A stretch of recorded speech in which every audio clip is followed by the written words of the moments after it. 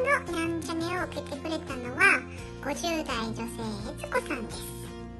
悦子さんはサンキャッチャー作りや点描を教えていたり、ライトワーカー講座の講師をしていて、毎日多忙な日々を送っています。今回聞いてみたいことがいっぱいあったのですが、総じて自分へのメッセージを聞いてみました。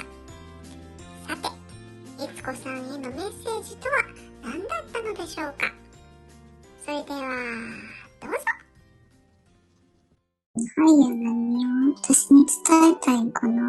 読み取れてないメッセージ、読み取れるメッセージを、とりあえずメッセージくださいってことで、聞きたいと思います。ありがとうございます。はい。お願いします。お願いします。今、森の中にいます。森はすごく平和？森の熊さんみたいな平和な感じの森。暗くはなくって、どちらかというと明るくって、なんかキラキラしてる森が、木がバーっていろんなことが茂ってるんです。で、上の方に葉っぱがあって、なんでか知らないけど、キラキラしてるこの森。動画のエフェクトついてるみたいな感じで。リンゴもあってね、そのリンゴが、なんか動画に出てくるような、絵に描いたようなリンゴ、下は真っ赤っかで、上はちょっと緑で、それをなんか絵本みたいに、悦子さんがちょっと背伸びして、そのリンゴをパーンって取って、シャクって食べてます。気持ちいいなーって小鳥も鳴いてるし、すごく恵みのあるリンゴもある。で、それを食べながら、なんて美味しいリンゴなんでしょう。なんて素敵な森に入れるんだろう。でもな。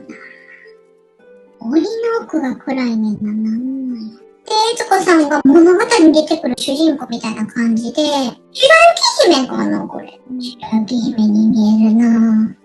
で、今動物がいて、ウサギもいる、タヌキもいる、全部あれやわ、ディズニーのアニメの動物やわ。悦子さん優しいから、動物たちも、やっぱり心が綺麗な人好きやから、で、悦子さんリンゴ持ってるし、ウサギにあげようとするのちょっとちぎってね。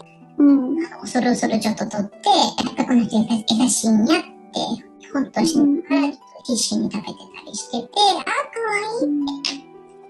優しい感じで動物たちに対応してます。でもね、悦子さんはね、森の向こうが暗いって分かってるみたい。そんなに遠くないんですよ。これ見ると悦子さんがちょっと暗くなっちゃう。で、ね、その暗い森を、もっと奥の方見るとね、そっちはもうね、木がなくて抜けてるんです。その向こうにお城が見えんの。本当はお城に行きたいみたい。でも、そこに行くまでには、その暗がり行かないといけないから、どうしようかな、みたいな。勇気がないみたいな感じかな。今ね、座って動物たちがあげたリンゴ食べてるんですよ。すっごい心地いい。だってメルヘンやし。悦子さん的にはそこにいたいし、なんならお城に行きたい。でも暗がりがある。どうしようかなと思ってた時に、その暗がりの方が、だんだん大きくなっちゃってて、悦子さんの右側から入ってきちゃったみたい。暗がりが。だから、なんかどうしようかなと思ってたけど、もう、向き合わないとしょうがないみたいな感じかな。で、悦子さんが、まだ準備できてないのに帰るって言ってないのにって言って、右側からこう侵食していくんですよ。その暗がりが飲み込むみたいな感じかな。いやーって言ってて。で、今、全部暗がりに入りました。でもね、入ったら入ったで、もう、悦子さんめっちゃ面白いね。あんだけ嫌って言ってたのに、はいって。入れってことでしょみたいな。ちょっとプリッと掘りながらやってるみたいな感じで、めっちゃ可愛い。私がどう思ってたって、そうなるときはなるんですよね、みたいな。悦子さんだけスポットライトみたいな感じで立てて私は悦子さんだけが見えるんですけど、本当はここ見たくなかったな。分かってた。だって自分の世界は、さっき見た自分がいたキラキラしてる世界、ディズニーの世界、暗がりの森、向こうの城、それ全部ひっくり合わせて自分の世界なわけやから、この暗がりがって自分の世界の一部。だからいずれはここを見ないといけないと思ってたけど、でも私が行きたかったのは城であって、本当やったらその暗がりピョンって飛び越えて行きたかったけど、まあそうはさせてくれへんかった。まあそうやんなって。でも、私にタイミングを測らせてくれてもいいのになって思ってるけど、でも神様はそれしてたらいつまで経ってもね、悦子さんが決心しないっていうのも分かってはるから、強制的にここに来させられたんやろうなとも思ってる。わかりました、わかりましたよ。宇宙の法則がそうなってるんだから。私はその宇宙に信頼をしてるんだから、その宇宙がこれを見なさいっていうタイミングならば、見ますよ。はいって思ってる。で、今、座ってたんですけど、ちょっと半分切れながら立っててね、服が違う。あれやわ。シンデレラの城に行く前の服。ディズニーですね、どこまでも。さっきまでは白気味だったんですよ。今は、黒い服、薄い茶色い、スカート、ワンピースあって、その上に白いエプロンかけてて、ほんで、服も変わったわって。この雰囲気に合わせて服も変えるんですねって。まあそっちの方が雰囲気出ていいですよねって思ってるぐらいの余裕があります。カードをパンパンって手で払って、はいはい、さてここは何ですかっていう風に腕を組んで周りを見渡してます。真っ暗だから見えないんだけど、でもここはなんで暗いかっていうと自分が直視したくないから。その自分の心の中をちゃんと自分が見ていくって思ったら、だんだん周りの視界が開けてくるみたい。それを避けてたみたい。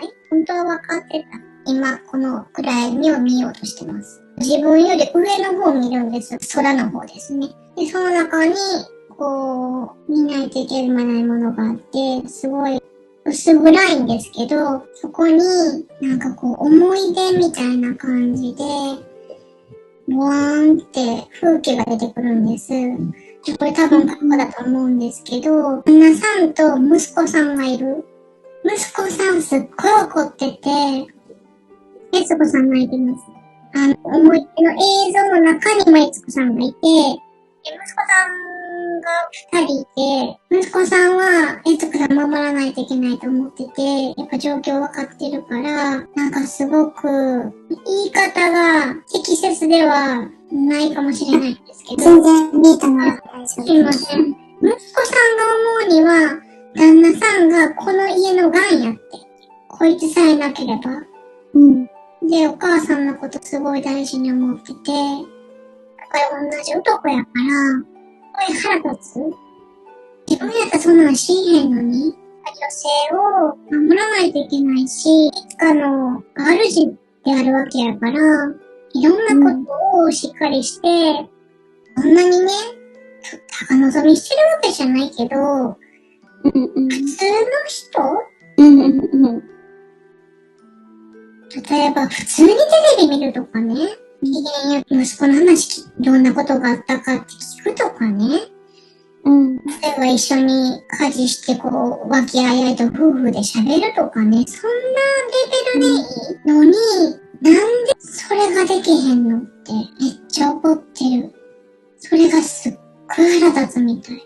で、旦那さんは反論はしてなくって、この人にはこの人の課題があるから、旦那さんもね、この子何々切れてないって。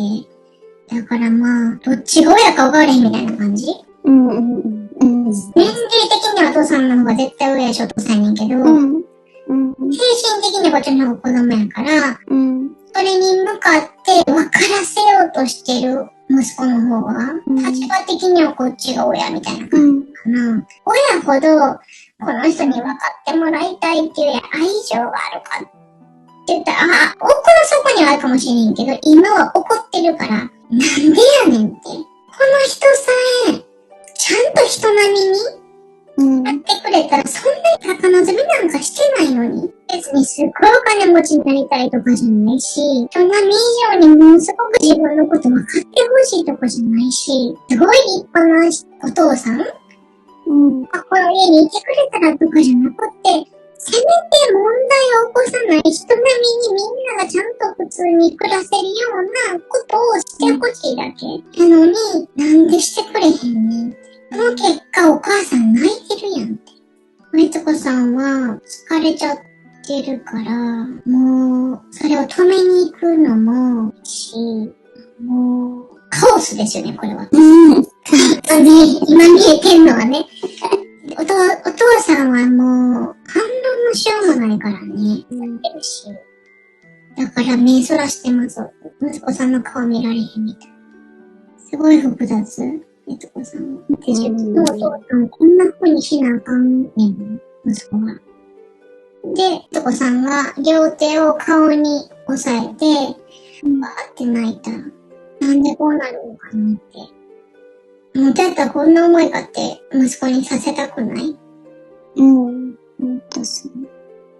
でも、悦子さんが旦那さんから離れない理由もあるんですよね。この人の辛さみたいな、大人に何切れてない何かがある。で、この人が自分の愛情を求める。だから息子さんにいるみたいな感じかな。一番の息子は多分旦那さんで、だから、こう見捨てられないみたいな感じかな。だから見捨てられないから、結果、やっぱり、息子さんが辛い思いしてる。息子さんが思ってるのは、このお父さんがいるからこの家庭がうまくいかないって思ってて、もし、悦子さんがこの人を見捨てれば、3人でやっていけるじゃないですか。まあ、あの人はあの人の人生でやっていけばいい。経済的にね、まあ別に協力していけば全然やっていけるわけやし、お父さんのことはもう切り離して、自分が夫の代わりにお母さんを守っていけるわけ、3人だったら。平和な家庭ができるんですよ。お母さんが笑える環境を自分は作れるって。それやけど、悦子さんは見捨てないから、一番手のかかる息子みたい。そうだったね。一番心配やし、一番手がかかるし、一番枯渇感のある人やから、だからそこを自分が埋めてあげないとみたいな感じに思ってて、その人を見捨てるっていうのがないみたい。そう。ほんとこれ今、すごいね、それ、本当に過去にその状況、まるっきりそんな感じ。悦子さんが申し訳ないなって思ってます。やっぱりこの状況を作ってるがんは旦那さんかもしれへんけども、これを切り捨てられなかったのは自分の判断やから、3人でね、暮らした時期があるんですよ。だから。そうなんや。そう、うちを出て3人で暮らす。結果的にはいろいろ時期とか流れとかがあって、全くそこで離婚するっていうことではなくて、一応修復目的みたいなこともあって距離を置くっていうことをその時はしたので、もうね、15年ぐらい前ですね、それは。何年離れたんですか？半年。今現在としては、長男くんは結婚して家を出てる。で、次男くんもつい最近、仕事の関係で家を出て、今一人で生活が始まったっていう感じにはなってるね。今そういう状況があった。で、なぜかわからないんですけど、同じ部屋に旦那さんと悦子さんが残ってます。この人との関係をどうするかって思ってるみたい。旦那さんは立ち上がってお皿とか洗い始めました。で、悦子さんが食卓に座って、旦那さんがご飯出してくれてます。で、一緒にご飯食べるんですけど、全然二人とも喋らなくて、今は。悦子さんはそんなことがあった後なので、暗い気持ちでご飯食べてるんですけど、そのご飯はまあまあちょっと立派でね、ちゃんとしてはるんですよ。これをありがたいと思ってる、もちろん、悦子さん。夫が主婦の人みたいにちゃんとやってくれるってありがたいみたいな感じで、これをちゃんとやってくれるっていうのは旦那さんの愛っていうのは分かってる。だからその食べながら感謝はしてるし、これが旦那さんの愛情表現。あなたのこと好きですよとか、自分精一杯やってますよとか、この過程を切り盛りしてる一役になってますよとか、っていう証言なんです、このご飯が。悦子さんがご飯食べながら旦那さんの顔色伺うんですよ。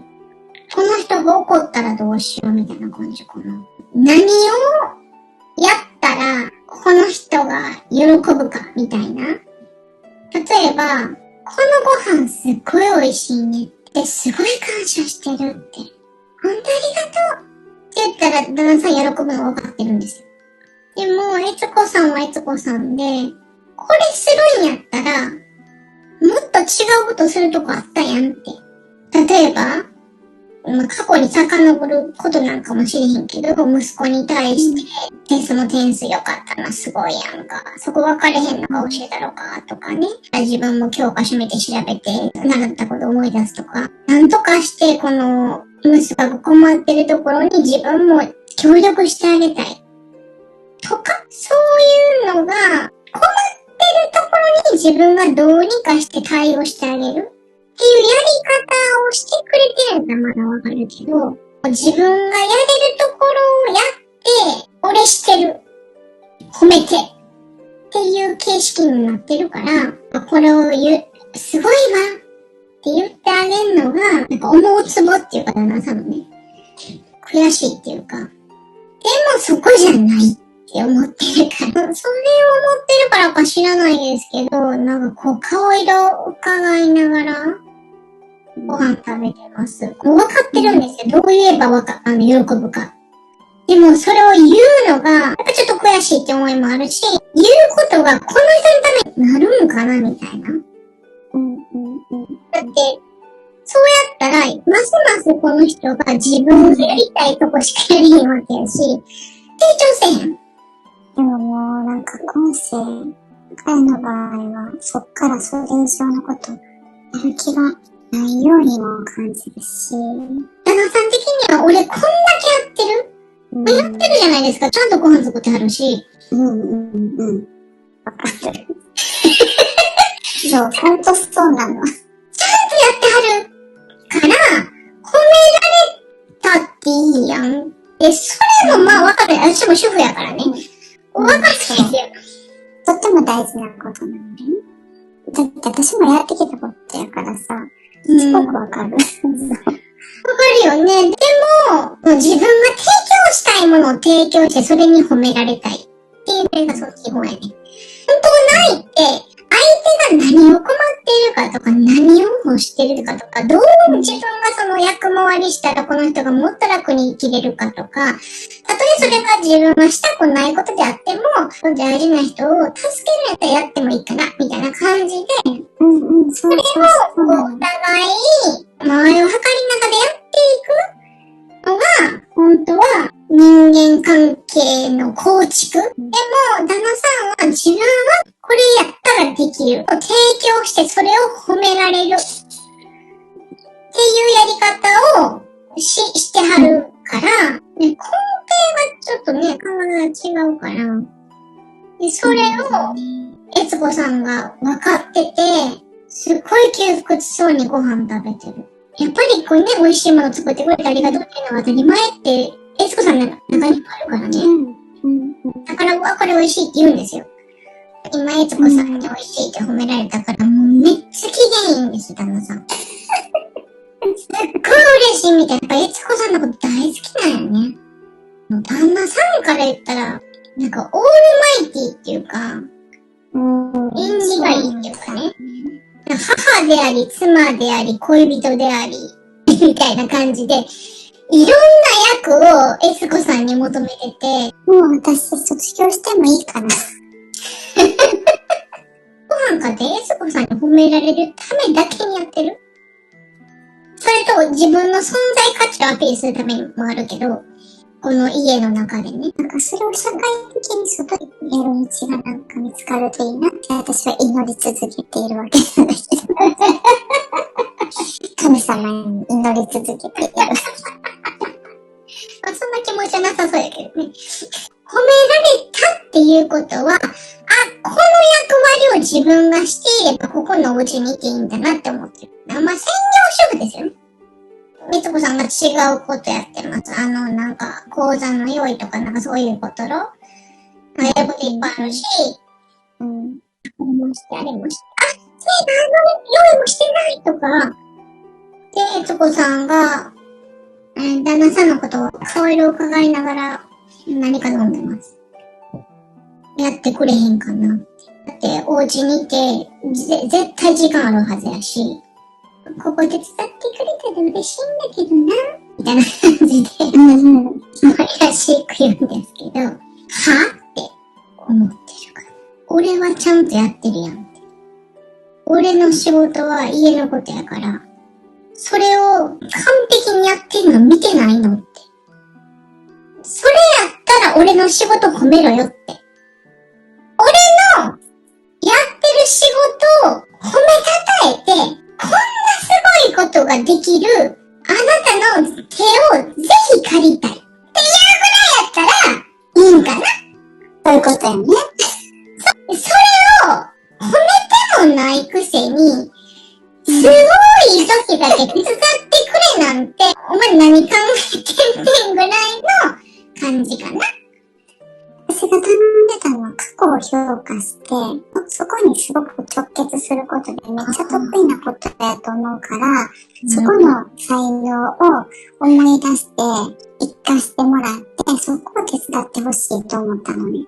だけど彼は今を見てほしいよね。今の旦那さんが思ってる仕事は専業主婦やから、疲れて帰ってきて、講座とかいろんなことをするのに没頭できんのはあなたのおかげだよ。っていうのを、そう、それはそう思ってる。それも当たり前と思ってて、それに対して触れもせえへんのに、自分が手いっぱいやから手伝いっていうのはおかしいんじゃないと。でそこでしか旦那さんは自分の生きる価値というか存在価値、そこの世界しかないから、もっと大きく言えばもう生きてる価値なんですよ。いつかさんに褒められる褒められないっていうのは、その家庭にいてもいいっていう理由だけじゃなくて、生きててもいいっていう理由になってるから、旦那さんにとったら、そのご飯美味しいねって、美味しかったんちゃうって、こんなレストランに行くよりもこっちの方が全然美味しいとか、それを大好きな旦那さんと毎回こんなん食べられるなんて夢のよとか、そういうぐらい言ってもらいたいの。そこまでしたらルンルンでルンルンになってくれるんちゃうかな。私のルンルンどこにある？まあなんかすごい便利な猫みたいなのかな。もう家のことめっちゃやってくれる猫みたいな感じ。飼い主さんにそばにくっついて寝たいし、首の下撫でてほしいし、かわいいね、かわいいね、いつもいてくれてありがとう、癒されるわって言われたいし、やっぱりこのこだわりは旦那さんとのことかな。この生活やってるようで噛み合ってないみたいな。生活はできてるけど、ちゃんとした普通の夫婦としての心の交流がちゃんとできてるかって言ったら、ちゃんと噛み合ってないこの感じ、その森の中の暗がりのところが家の日常生活。で、点描とかクリスタルとか、なんかそういうライトワーク講座は森の方やと思う。キラキラしてるところ。動物たちがお客さんかな。だから楽しいんですよ、そっちはね。エスコさんはね、基本的に優しいから、リンゴを分けてあげて。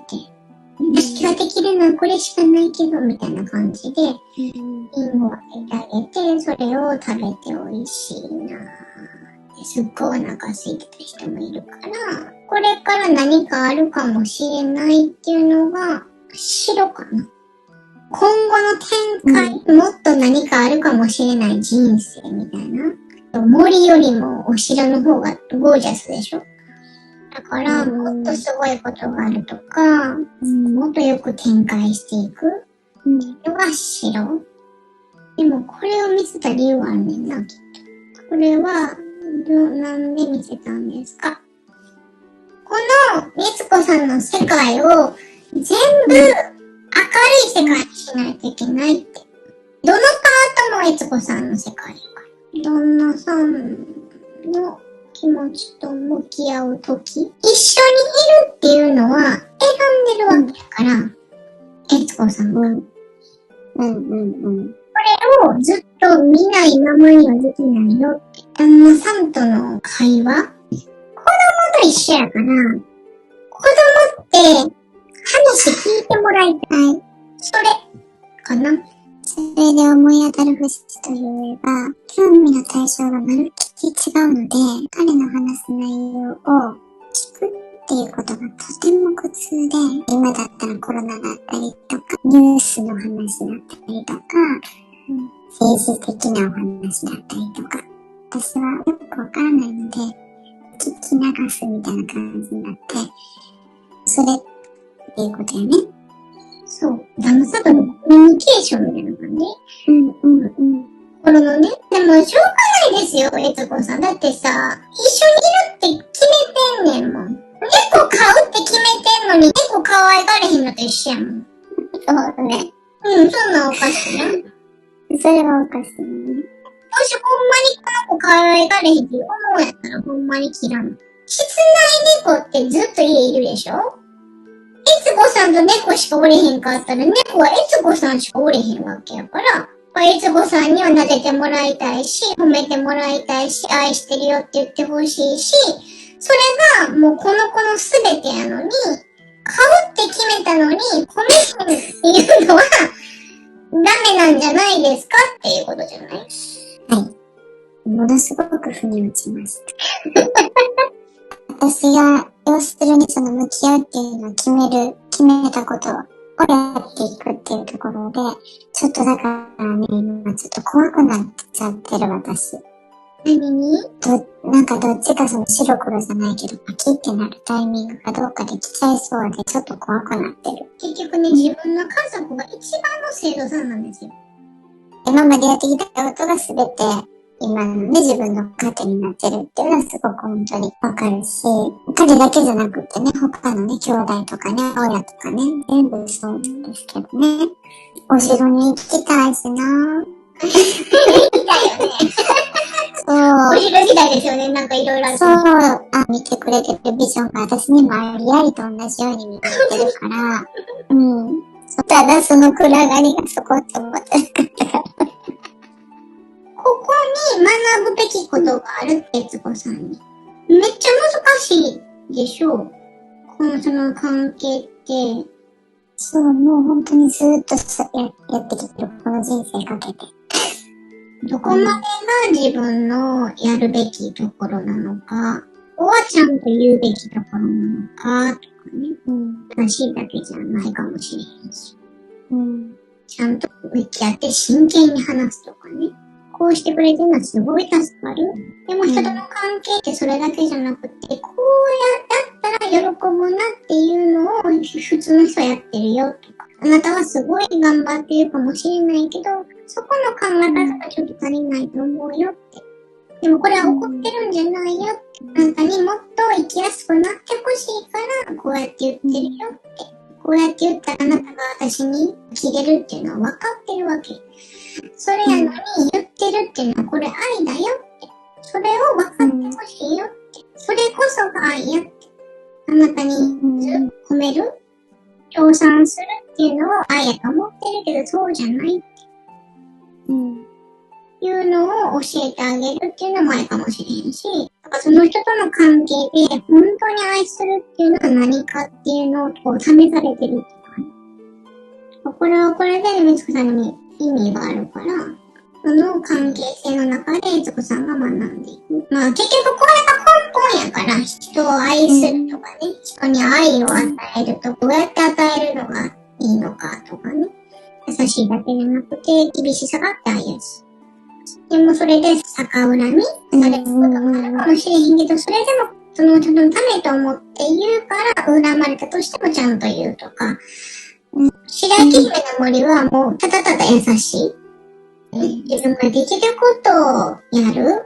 それでお腹いっぱいになったリスがパーって向こう行ったってそれはそれでいいよっていう世界やったけども、お城の方はまた違う優しさかもしれへんし。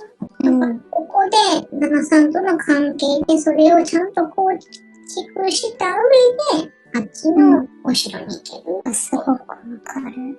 彼がそれをさせてくれるっていうことやね。今後私がに必要な、ちょっとアイテムをまた増やしてくれるっていうか、そうですね。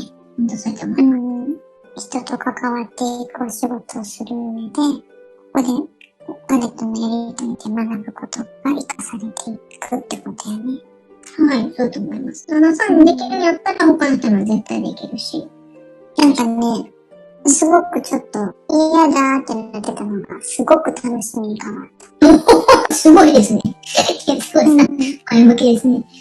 行き先がこう見えた。だからここを通らないといけないね。なんかね、めんどくさいことをやるっていうよりは、なるほど、理由っていうか、明確になりました。そういう意味でも育てるってことですよね、旦那さんをね。厳しいことをね、あんまり言うのは得意ではなかったりするから、そこも含めて伝え方を学ぶとかっていうのもあるのかもしれないかな。旦那さんとの関係も、今の感じでやっていけばいいけど、そこよりも向こうの城に行きたいかどうかですよ。向こうの城にね、やっぱりすごく行きたい思いが強くあるんですね。強くあります。そうなんですか？ものすごくある。そうなんや。なんかね、前のチャネリングの時も、エツコさんの講座受けて、エツコさんね、すごい優しいから、みんないいよって言うでしょ。みんな心地いいから来るでしょ。その人がお腹いっぱいになったらね、さっともうこれ行くんですよ。そうなのよ。